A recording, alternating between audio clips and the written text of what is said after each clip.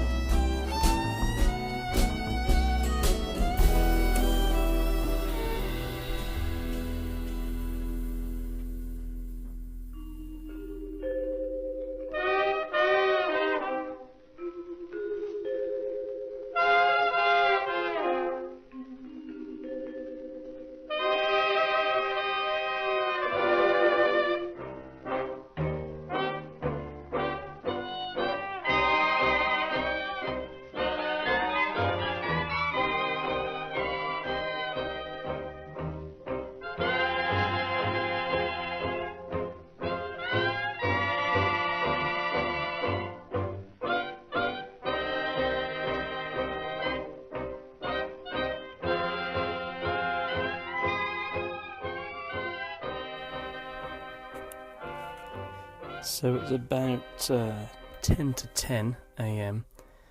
on a gorgeous and very, very hot sunny morning here. One of the last ones we'll have in July. I'm sat in my car, and behind me, somebody is just starting to wake up. Hello, Papa.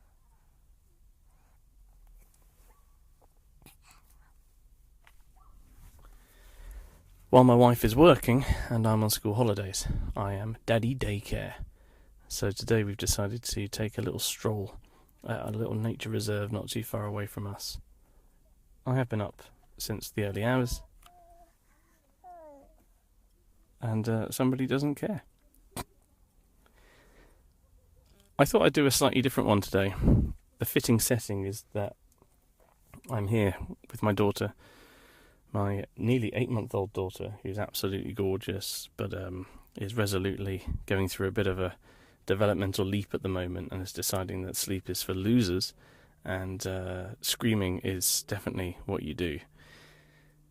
But she's really nice this morning and really relaxed, or at least for now. And I thought it'd be quite an interesting one to talk about one of my favourite poems, and actually the first poem of Philip Larkin's I ever read. Yes, Rosie, I know. You know what's coming. It's This Be the Verse. This be the verse. They fuck you up, your mum and dad. They may not mean to, but they do. They fill you with the faults they had and add some extra just for you. But they were fucked up in their turn. By fools in old-style hats and coats, who half the time were soppy stern, and half at one another's throats. Man hands on misery to man. It deepens like a coastal shelf. Get out as early as you can, and don't have any kids yourself. So I'm now just pushing the pram, and Her Highness, of course, down this little sandy pathway, and it's a gorgeous day, as it often seems to be when I do these recordings, and it's really very, very verdant round here, although we're just starting to get that first hint of how hot it's going to be later on, and it's barely even 10 o'clock. So I still remember the first time I ever heard this poem, and I'm going to embarrass him a little bit here because I know he listens, by my old sixth form teacher, and that's Pete Winfield. He won't appreciate me calling him old, but I mean my former sixth form teacher. He also happens to be getting on in years a bit, but he'll give me a slap for that, I'm sure. I didn't realise poets could swear. I sort of just assumed naively that if it was on the curriculum, it couldn't have naughty words in it. That would be wrong. I thought poetry was a bit dry. I'd obviously read all the ones in the anthology when I was doing GCSE.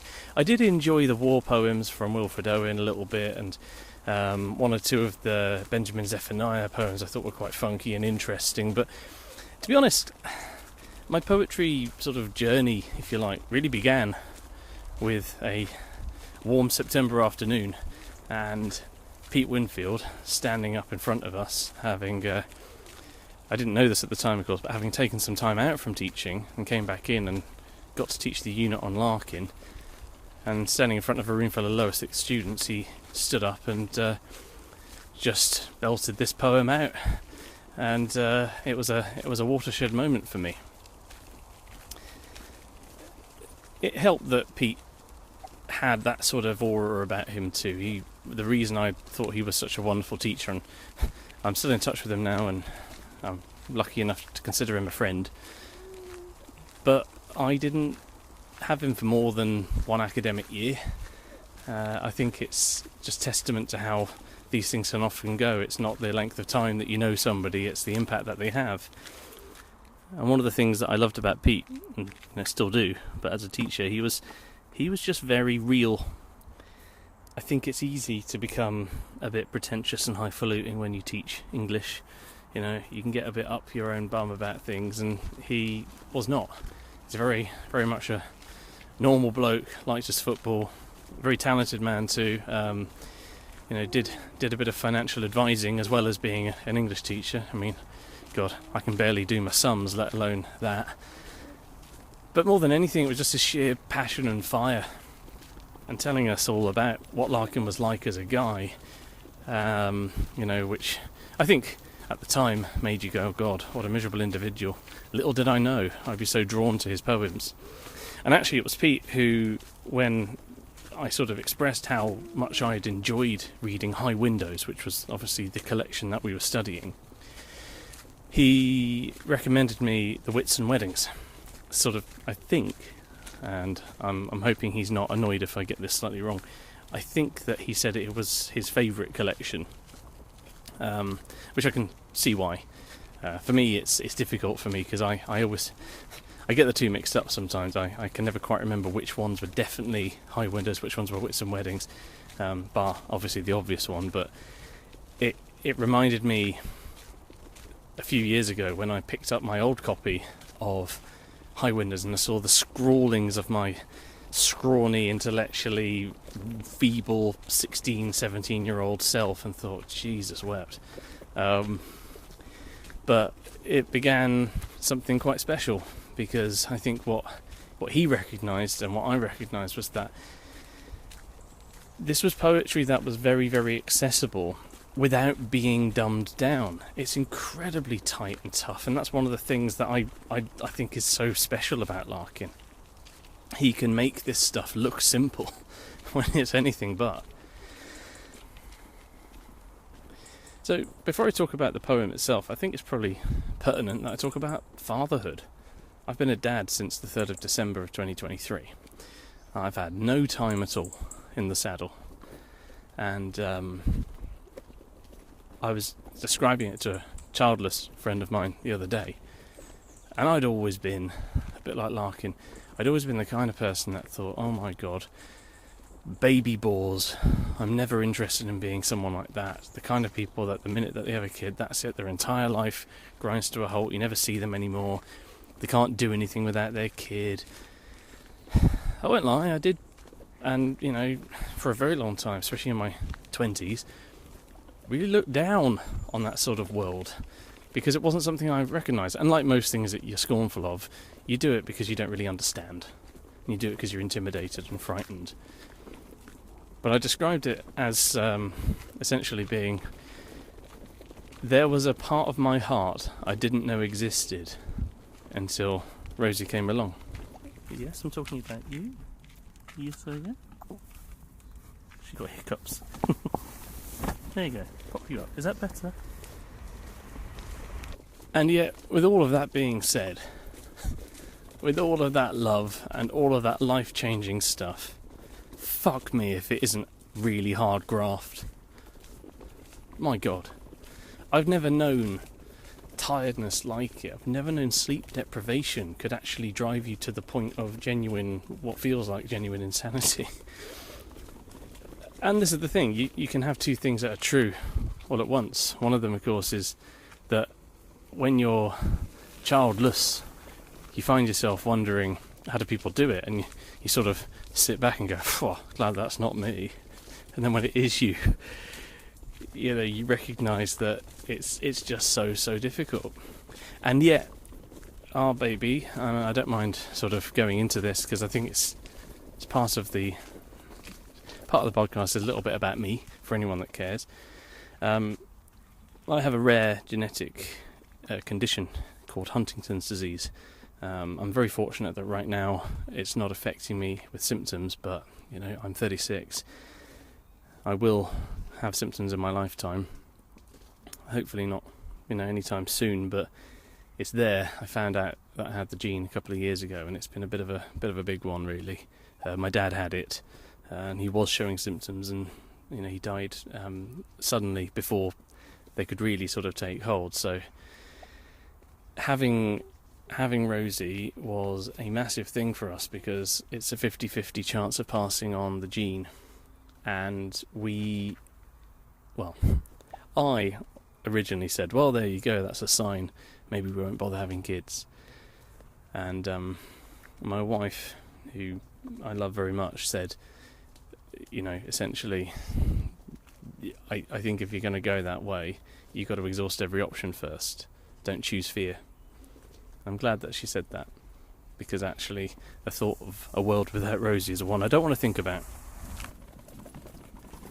And so I suppose I also have to remind myself that in the build-up to us having the PGD, which is what it's called, the treatment, where they were able to essentially isolate the Huntington's gene by identifying the embryos that had it and discarding them and only moving forward with ones that weren't affected, which was a very, very intensive process for my wife. She had to do a huge amount of injections and other medication, which was very unpleasant for her. And then, of course, we had to go through the IVF process, where she had to have the artificial sort of, stuff with the insemination and egg collection. So, I look at all of this and I'm absolutely amazed that we could even do it. I also have to remind myself that there were plenty of people that we saw in that fertility clinic for whom this was not their second or third time trying unsuccessfully. It was maybe their fifth or sixth or seventh or eighth time. So if I'm ever feeling a little bit about waking up at 4 a.m. to deal with madam here, I try to think about that, because there are plenty of people for whom having children is not something that they can do, at least not easily, and in some cases not at all. And so it would be incredibly churlish of me to say anything other than what an absolute blessing it is. But yeah, two things can be true at once. All of that is absolutely true. And in the moment, sometimes you can be going, oh my word, what is sleep? Or even things like today, in our world where more and more both families have to work in order to provide an income to keep a roof over your head.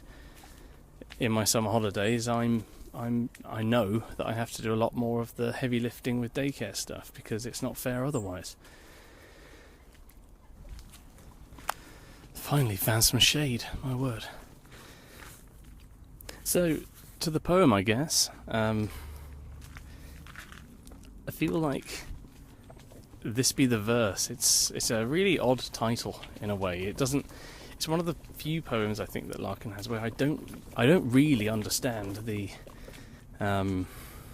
actual link there between the title and the poem. It almost seems completely incongruous. Maybe I've missed something. Maybe I've missed something really obvious. If you know, obviously get in touch with the PLS and you can explain what an absolute dimwit I am. But this be the verse, the way that it's set out like a fun bit of doggerel, which in many ways it is.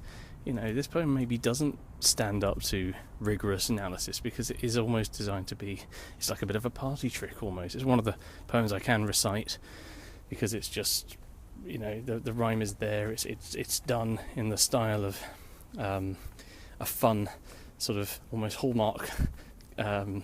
It could be the kind of thing which you put into a new parent card if you have a particularly wicked sense of humour. But it's very difficult to find fault with a poem in which the second word is fuck. I think that's genius, really. Why not use another word? Philip? Why not have another word? Why not mess or stuff or any other one-syllable word that could potentially do the same job? And I realised that it just wouldn't work. It wouldn't be the same. This poem would never have entered popular consciousness, because sometimes swear words are the best word. And I think it's important we talk about that. I mean, this is the kind of thing that, just thanks to that word there, it will never ever end up on the BBC's introducing or uploading, but I do think it's important that we talk about it. It's a great word. No word can vigorously emphasise something quite as much, I think, as fuck.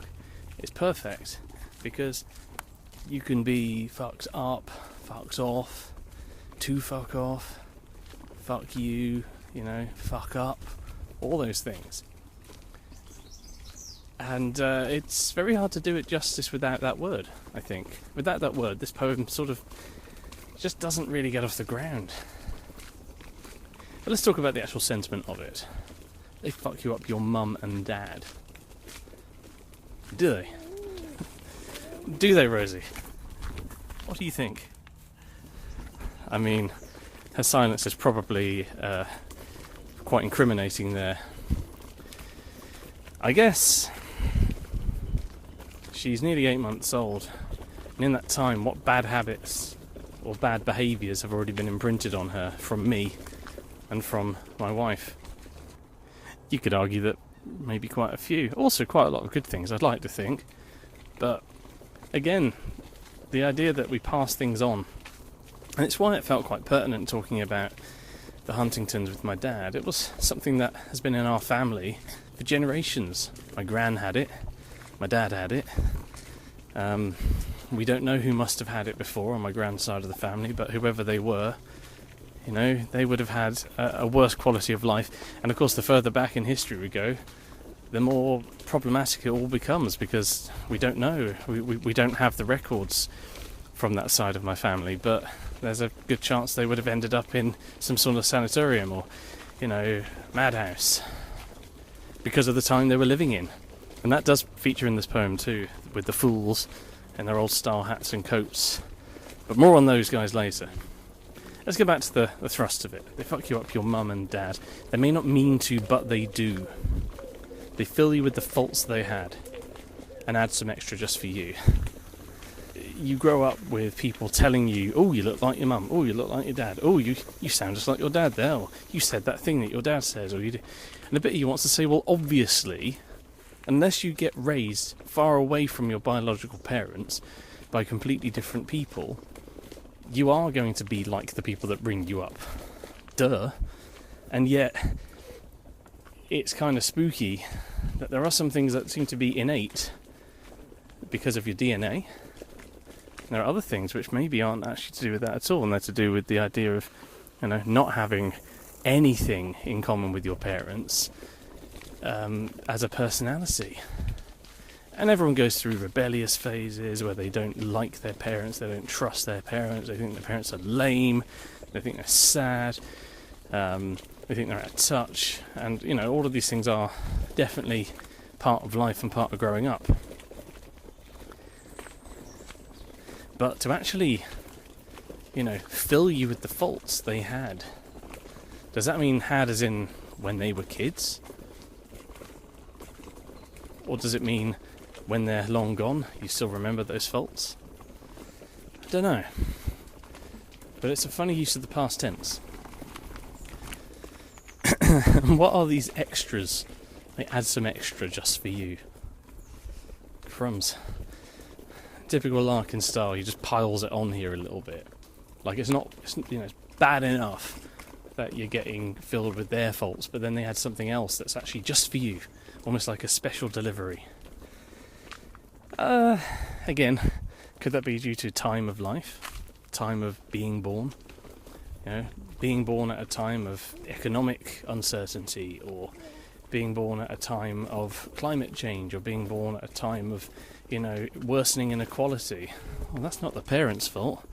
Well, not directly at least. But they did make the choice to have kids, and that is an age-old argument of, is it selfish to bring children into a world where you're not so sure if it's a good place to bring kids into? Don't know.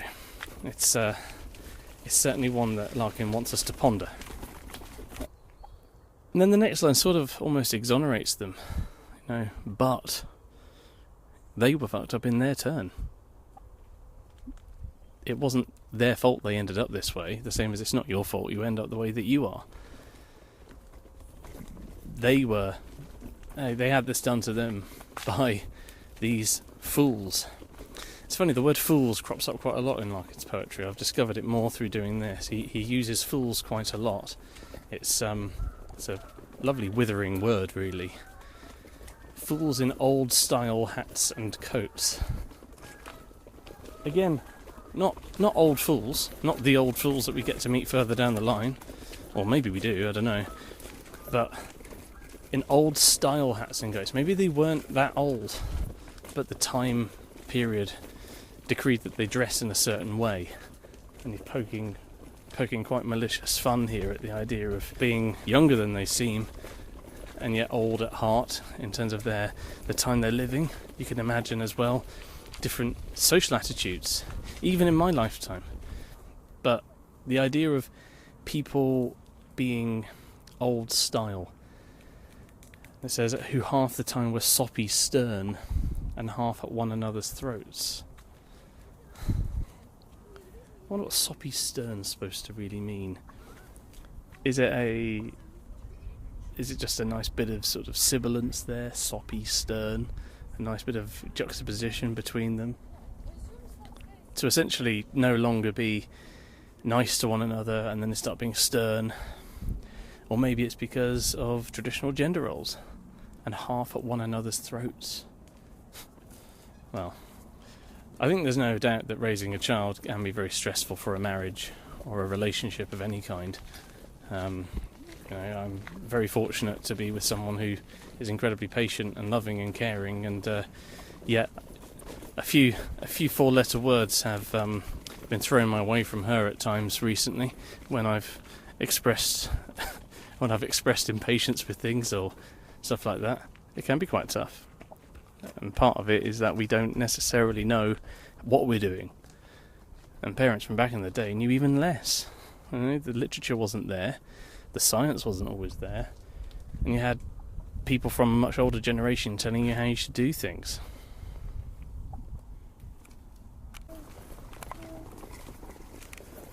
Then we get the more typically Larkin-esque doom and gloom. Man hands on misery to man. It deepens like a coastal shelf. Yeah, I mean, it's... I don't know. A bit of me thinks... I can almost imagine him smirking away gleefully to himself as he wrote this. Not really meaning it, but sort of the hyperbole of it all is quite pleasing. Man hands on misery to man by having children, this sense of passing on a bundle from one person to the next and saying, here you go, your turn now. And the idea of a coastal shelf is quite an interesting image, this idea of something elemental being, far down out of reach, but unable to be touched or sort of fathomed in quite the same way. Why do we keep doing this to ourselves? Morning.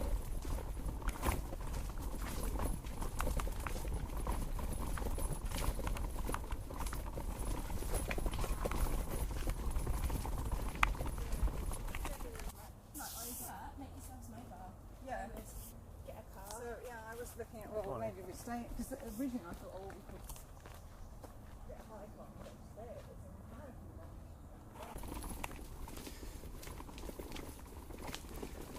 And then we have this: get out as early as you can and don't have any kids yourself. I've always been puzzled by get out as a concept. Is that die? Or exit the gene pool by not having children yourself, which is what I think is deliberately meant. But get out of it almost feels like someone deciding to escape from life. Maybe not all life, but just that life. And it's very hard not to read this with Larkin as himself, even though the poetic speaker is decidedly sort of more cartoonish and mischievous in some ways. I think it's quite important that we do look at Larkin's personal life when considering this poem, because how can you not? He was essentially a lifelong bachelor, and never really had, I don't think, any proper desire to have children, at a time when it would have still been considered weird to just completely not want it at all. And I can understand. I used to draw horrified looks from people, polite company, especially when I was about sort of 25, 26, and my wife and I, then just boyfriend girlfriend, were together, and I expressed that I never wanted to get married, I never wanted to have kids, and I was fine with the idea of having a bit of a nomadic lifestyle and travelling around wherever life took me. In many respects, I was a twat, and I think it's completely fair to say that sometimes real life does take hold and beds in on you, like this coastal shelf that Larkin speaks of here. But also, what were his reasons? Were they all based on fear? For someone who was so frightened of death and frightened of oblivion and the end, it's quite strange to think of him being someone that wouldn't want to live on in some way through an air. I know, girl. At the risk of sounding incredibly patronising, I do think that he's missed out, and it's a shame that there aren't a line of Larkins still living. But there we go. It's difficult for us to put our more sort of interested ideas onto this. And as I sit here outside Fleet Pond's main sort of viewpoint here, I've got a very smiley girly looking at me, and I've got some nice duckies for her to watch as well. I thought what I'd do, at the risk of being sacrilegious, is add an extra stanza on the end of this poem, which I think would properly figure that one out. Luke, come here. That is bizarre. Someone who's got the dog with the same name as my daughter. Don't take it personally, girl.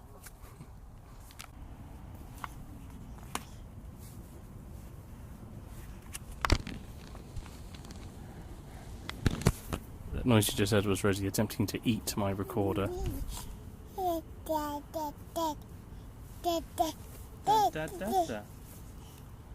Now we got it on tape. You heard it here first, folks. She said Dada first and not Mama. But I do like my life the way it is, so maybe I won't tell her that. She doesn't listen, it's fine.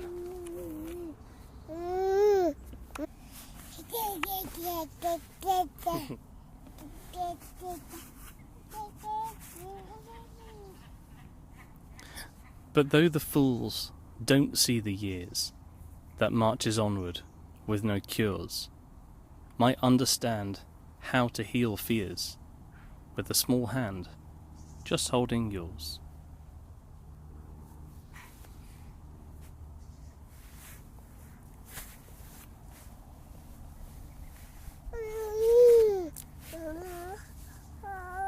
Come on, let's get you back home.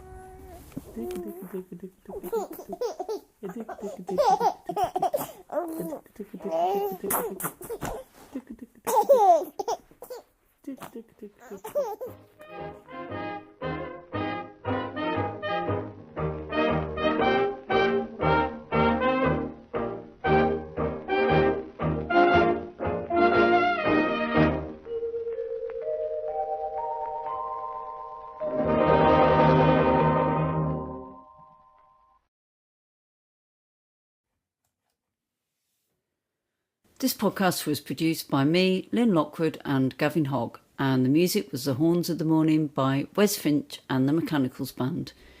If you have any questions or ideas for future topics, then please, as ever, do get in touch.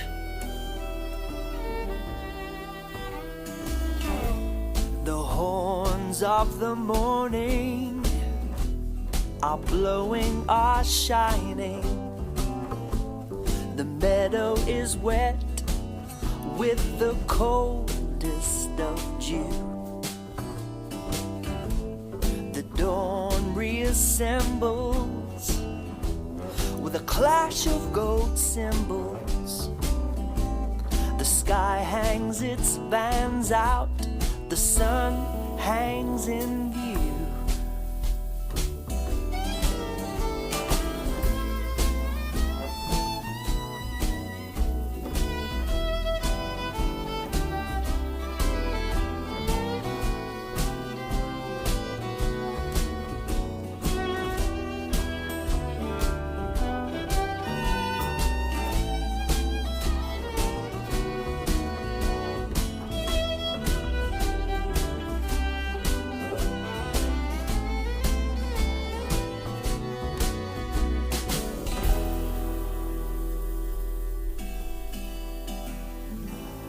Here when no love is, all that was hopeless and kept me from sleeping is pale and unsure, but never so brilliant, neither so silent, nor so unearthly as earth grown before.